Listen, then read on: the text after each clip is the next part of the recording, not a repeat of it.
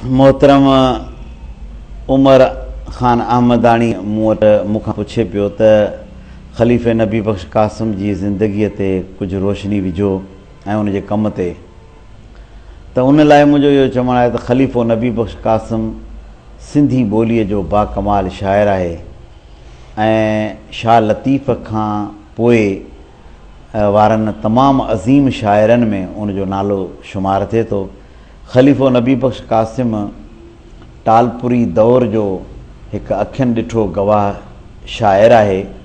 ख़लीफ़े नबी बख़्श क़ासिम जा शाइराना मयार ऐं फ़िक्री सोचूं इहे बुलंद दर्जे जूं हामिल आहिनि।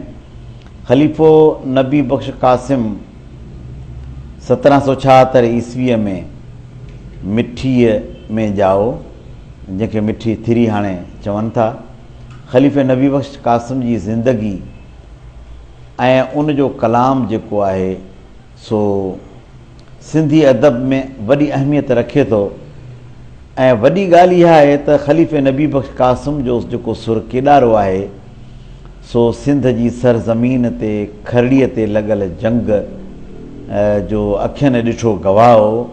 उन पंहिंजी शाइरीअ में उहे जंग जा पूरा पस मंज़र चिटिया आहिनि, जंहिंखे उन सुर केॾारे जे नाले सां नालो ॾिनो आहे। सुर केॾारो सिंध जी तारीख़ में, शहरी तारीख़ में ख़ुसूसन वॾी अहमियत रखे थो। दोदन सूमरनि खां वठी शाह लतीफ़ जे ज़माने ताईं केतिरियूं जंगियूं विड़ियूं वयूं, पर उन्हनि जो ज़िक्र ख़ुसूसी तरह कोन थी सघियो। लेकिन सुर केॾारो जेको ख़लीफ़े नबी बख़्श क़ासिम जो आहे सो उन्हनि सभिनी में हिकिड़ो मुनफ़रिद सुर आहे जेको सिंध जे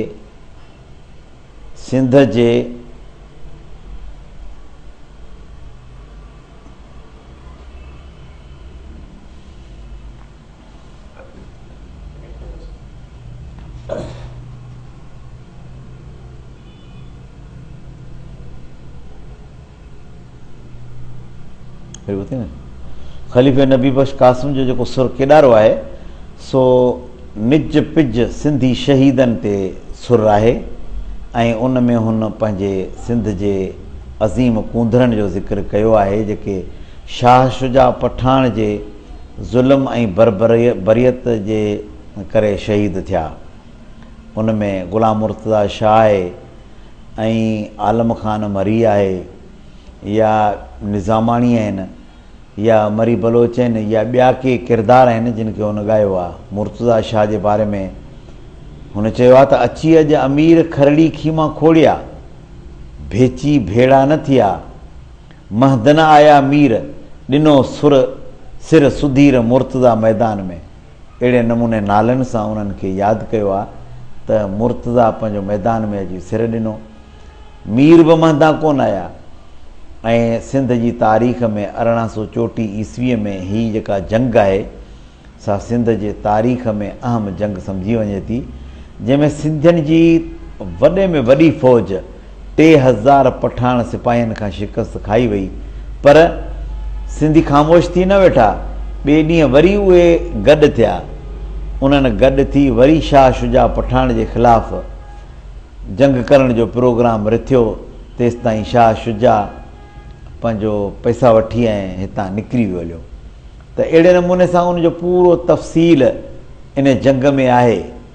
ऐं पठान जेको ठॻीअ सां ही जंग खटे वियो उन पस मंज़र खे बि ख़लीफ़े लिखियो आहे। जीअं करे पोइ पठान अची पियो ओचितो, माना ओचितो अची पियो, इरादे सां अची वियो, ठॻी सां अची वियो, दौड़िया लख दरिया ॾे तारू रखी ताण, जंहिं मुर्तज़ा सी माण सो राह भरींदो रुक सी। असांजी तारीख़ गवाह आहे त सिंधी क़ौम कॾहिं बि ॿिए कंहिं ते को हमिलो न कयो आहे ऐं कॾहिं बि ॿी कंहिं क़ौम ते हमिलो न कयो आहे। हीअ अमुन पसंदि क़ौम आहे ऐं उन ख़लीफ़े साहिबु उनजी गवाही ॾिनी आहे। खरड़ीअ खुपन पेर त मूं वॾो वस कयो, या खरड़ीअ खाए रत भत न विझे वात में। अहिड़े क़िस्म जा जेके मुहावरा क़ाइमु थिया त उहो को बि पंहिंजो अमुन पसंदि क़ौम आहे। शुजा नेक सलाह वठ त वेरी न पसी, ॼाणे हे काला त माना अलाह जा कसम खणी उन चयो त सिंधी क़ौम एतदाल पसंदि आहे, अमुन पसंदि आहे, ही कंहिं ते हमिलो नथी करे ऐं तव्हां हिन सरज़मीन तां हलिया वञो।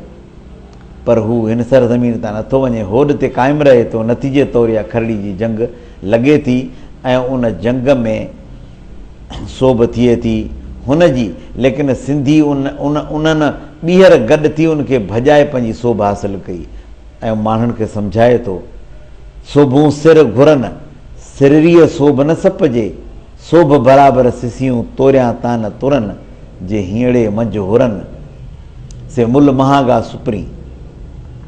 त अहिड़े नमूने हुन पंहिंजी क़ौम खे सुजागी ॾिनी आहे ऐं ख़लीफ़े साहिब जो सुर केॾारो असांजे इज़तनि ग़ैरतनि ऐं वतन सां मुहबतनि ऐं वतन सां पंहिंजी कुर्बदारी ऐं उन जे रीतनि रस्मनि सां मुहबत, उन जे फ़र्दनि सां प्यार जो हिकिड़ो अमली सबूत आहे।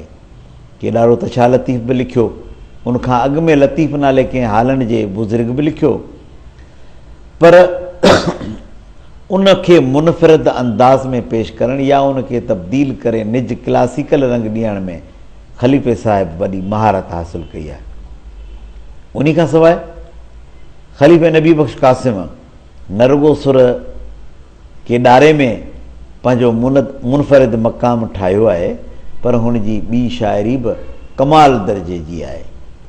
ऐं असां उन जे रिसाले खे पढ़ी ॾिसूं या जेका मूं PhD थीसिस लिखी आहे ख़लीफ़े नबी बख़्श क़ासिम जी शाइरीअ में शाइरी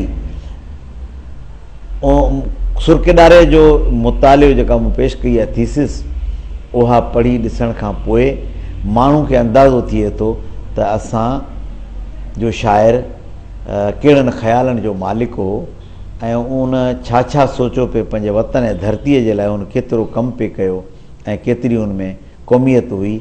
असांखे बिल्कुलु हिन जे रिसाले जो मुतालियो करणु घुरिजे। उनखां सवाइ हिकु ॿी वॾी ॻाल्हि जेका असांखे उन में नज़र अचे थी त ख़लीफ़ो साहिबु बाक़ाइदे उहो शाइर हो जंहिं वटि मज़हबी कटरपणो मौजूदु न हो। मसलन हुनजी हिंदी शाइरी आहे, उर्दू शाइरी आहे, सिराइकी ॿोली आहे, उन में थियल शाइरी आहे ऐं उन में मुख़्तलिफ़ रंग आहिनि शाइरीअ जा, वायूं आहिनि, काफ़ियूं आहिनि, बैत आहिनि, से बि कमाल दर्जे जा आहिनि। संदसि हिंदी ॿोलीअ में वायूं लिखियल या हिंदी ॿोलीअ में ठपा लिखियल या हिंदी ॿोलीअ में सेरा चयल, इहे सभु हुनजे कमाल मुफ़क़राना सोच जो हिकु मावर आहिनि। असांखे खपे त असां इन रिसाले खे दिलजान सां पढ़ूं। हिते हद इहा हुई त ख़लीफ़े नबी बख़्श क़ासिम जो नालो निशान ई न हो। हाणे सिंधी अदब में MA लेवल ते उन जा बैत या उन जो फ़न रखियो वियो आहे, पर असां इन जे करे ख़लीफ़ो विसरी वियो सिंध में जो प्राइमरी लेवल खां वठी उनजी शाइरी निसाब में शुमार कान कई हुई।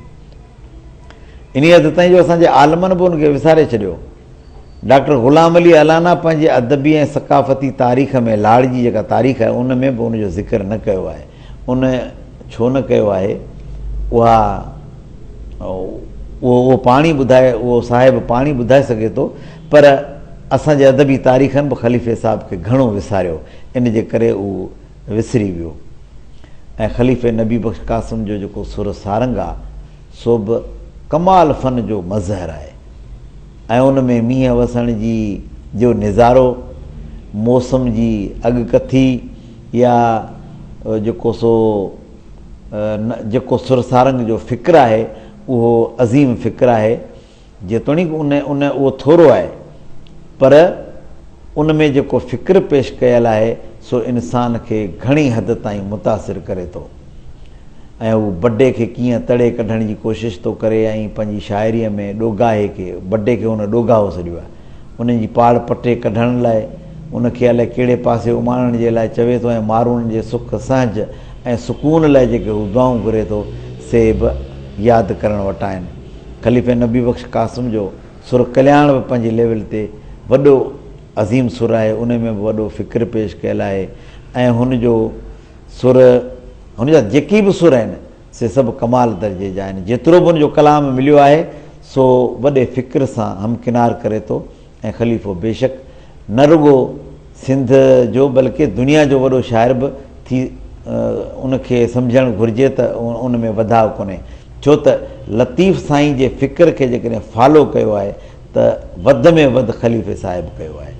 कंहिं बि जाइ ते तव्हां ख़लीफ़े साहिब जो शेर पढ़ंदव त तव्हांखे लतीफ़ ऐं ख़लीफ़े में फ़र्क़ु करणु ॾाढो मुश्किल नज़र ईंदो।